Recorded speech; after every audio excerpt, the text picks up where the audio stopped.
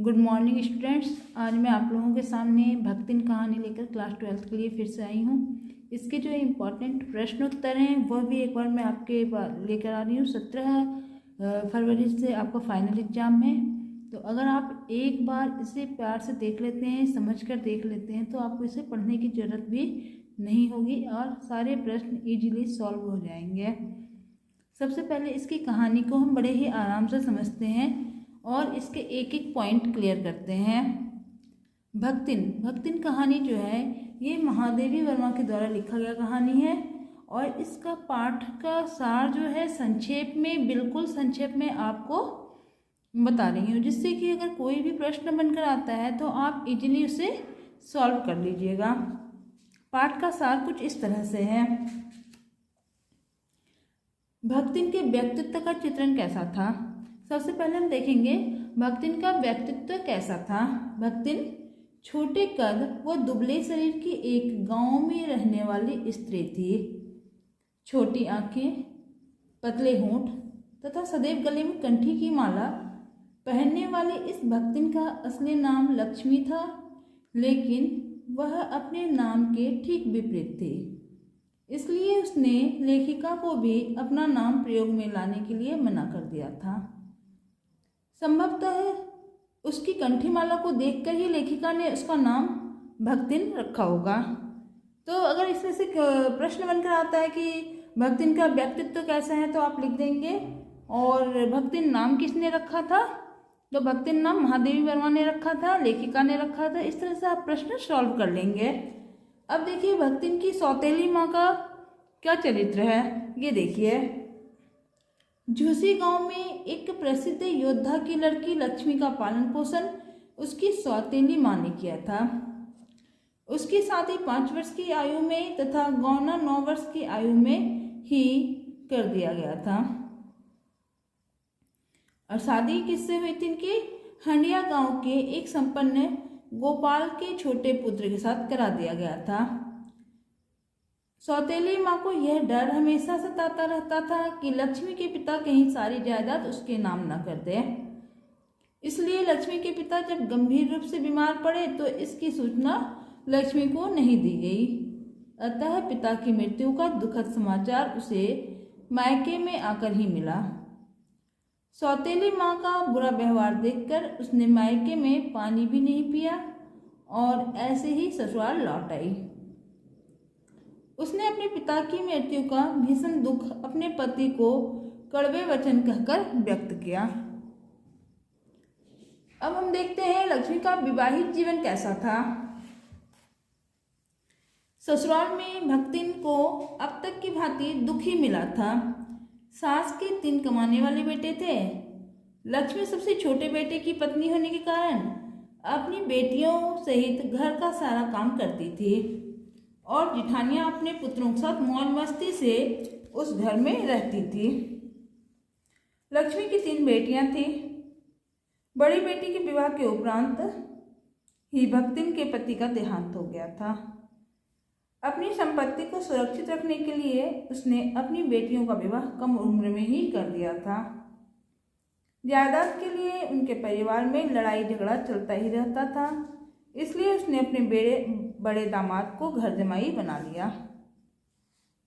लेकिन भक्तिन का दुर्भाग्य जैसे उसके साथ साथ चलता हो। उसके साथ ये कहावत भी बिल्कुल ठीक बैठती है, क्योंकि शीघ्र ही उसके बड़े दामाद का भी निधन हो गया, यानी मृत्यु हो गई और वह फिर दुखों से घिर गई। जेठ के लड़के का साला लक्ष्मी की बड़ी बेटी की शादी करने की जिद में जबरदस्ती घर में घुस आता है, तो बड़ी लड़की ने उसे अच्छी तरह से पिटाई कर देती है। उस युवक ने सभी से झूठ बोला कि इसी लड़की ने मुझे बुलाया था। उसकी बातों में आकर पंचायत ने भी उन्हें पति पत्नी की तरह रहने का निर्णय सुना दिया और उसकी शादी उससे करा दी जाती है।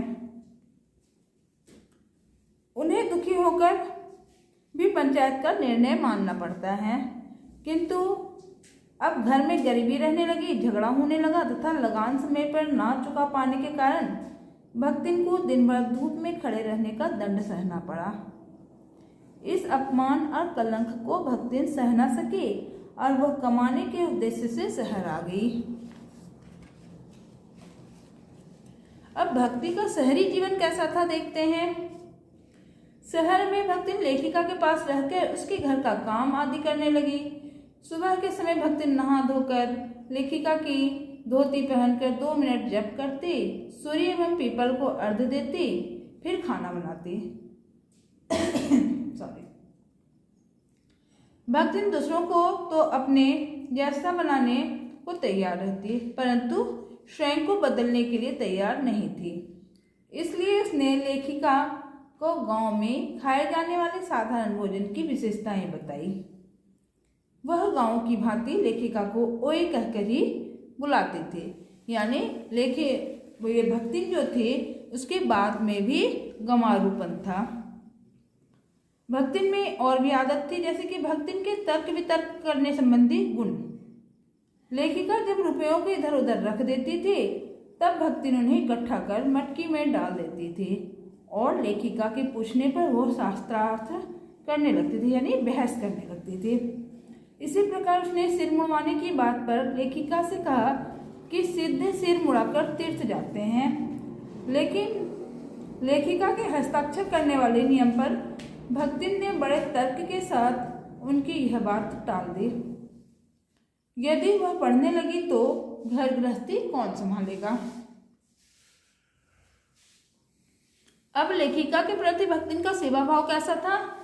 लेखिका के साथ भक्तिन हर समय उपस्थित रहती थी, जिससे लेखिका को जिस किसी की चीज की आवश्यकता होती वह उसकी मदद कर सकती थी। वह लेखिका के साथ बद्रीनाथ, केदारनाथ भी गई थी घूमने के लिए। भक्तिन की बेटी या दामाद जब बुलाने आए तो वह लेखिका को छोड़ने का मन न बना पाई। लेखिका के सामने भक्तिन के धन के महत्व को भी कम कर दिया। वह लेखिका के लिए अपना सब कुछ लुटाने के लिए तैयार हो जाती है। अब लास्ट पॉइंट क्या है, भक्तिन और लेखिका के संबंध कैसे थे। इन दोनों के बीच स्वामी और सेविका का संबंध था।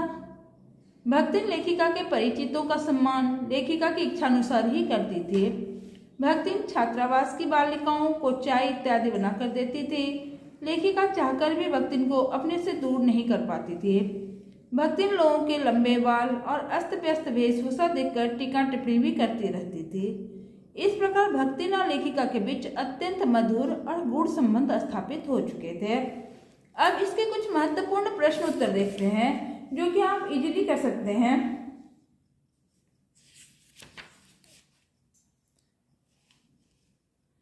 देखिए, ये क्वेश्चन इस तरह के क्वेश्चन बनकर आएंगे आपके पास। लेखिका ने भक्तिन की बुद्धि को विस्मित कर देने वाली क्यों कहा।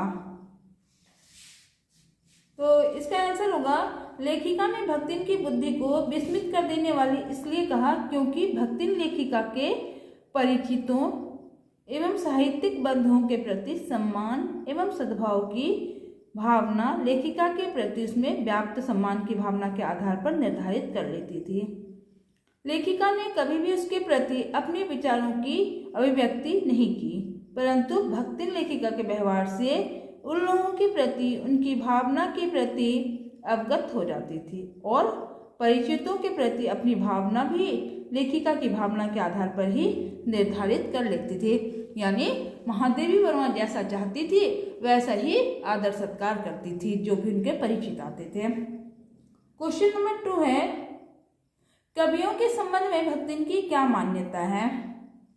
जो कवि आते थे, महादेवी वर्मा जैसी कवित्री थी, उनसे उनके जो साथी मित्र कवि मित्र मिलने आते थे तो उनके प्रति भक्तिन का कैसा रवैया था। तो कवियों के संबंध में भक्तिन उदार नहीं थी बल्कि संकुचित मान्यता थी। उनके प्रति भक्तिन के मन में सम्मान की भावना जागृत नहीं हो पाई। वह लंबे लंबे बालों वाले कवियों को व्यर्थ व्यक्ति मानती थी, यानी बेकार की व्यक्ति मानती थी। वह लंबे लंबे बालों वाले कवियों को व्यर्थ व्यक्ति मानती थी, यानी बेकार की व्यक्ति मानती थी। वह अस्त व्यस्त वेशभूषा और वाले कवियों को गली गली गाते बजाते घूमने वाले घुमक्कड़ों की श्रेणी में मानती थी। यानी वो कहती थी ये कवि तो बेकार के हैं कि वेशभूषा बाल वाल बड़े हुए हैं, तो ऐसे कवि तो हर गली में मिलते हैं। इस तरह की धारणा रखती थी। और नेक्स्ट क्वेश्चन देखते हैं, भक्तिन कौन है, उसका वास्तविक नाम क्या है। ये क्वेश्चन कई बार ही रिपीट हो चुका है। तो भक्तिन कौन थी? भक्तिन महादेवी वर्मा की सेविका थी और उसका वास्तविक नाम लक्ष्मी था। लक्ष्मी नाम जो कि संपत्ति की स्वामिनी होने का सूचक देता है। लेखिका के इन संबंधों को सेवक स्वामी संबंध मानने में क्या कठिनाई प्रतीत हो रही है। भक्तिन लेखिका से पूछ कर काम करती थी और लेखिका भी भक्तिन के हर तर्क से सहमत हो जाती थी। इसलिए इन दोनों के संबंध को सेवक और स्वामी का संबंध करना कठिन होगा, क्योंकि ऐसा कोई स्वामी नहीं हो सकता जो इच्छा होने पर भी सेवक को अपनी सेवा से न हटा सके, और ऐसा कोई सेवक भी नहीं होगा जो स्वामी के चले जाने का आदेश पाकर भी अवज्ञा से हंस दे। अतः यह संबंध नौकरानी और स्वामिनी का ना होकर आत्मीयता का था, दिल का था। अच्छा स्टूडेंट्स, ये वीडियो काफ़ी लंबा हो रहा है, इस वजह से हम नेक्स्ट वीडियो में इसके भक्तिन से रिलेटेड जितने भी प्रश्न उत्तर हैं कल वीडियो डालती हूँ। Okay bye. चैनल को लाइक कीजिए और सब्सक्राइब कीजिए।